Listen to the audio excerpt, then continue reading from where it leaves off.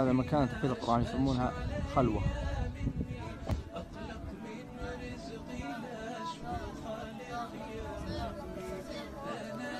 السلام عليكم.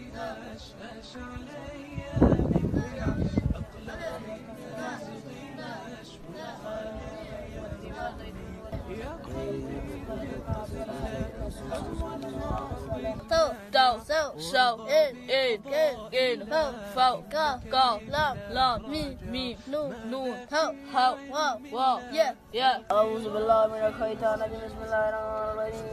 والتين والزيتون وطور سينين وهذا البلد لقد خلقنا الإنسان في أحسن تقويم. الحين هذه مصاحف، ما عندهم مصاحف. ما عندهم مصاحف، يكتب الآية ثم يمسحها بالمساحة ويكتبها من جديد يعيدها. وهذه شكلها كأنها الصفحة، هذه صفحة القرآن وتفتر عليهم كلهم لما يتعلموا. الله الله، هذا عبارة عن لوح خشب يكتبون فيه ويمحون الكتاب.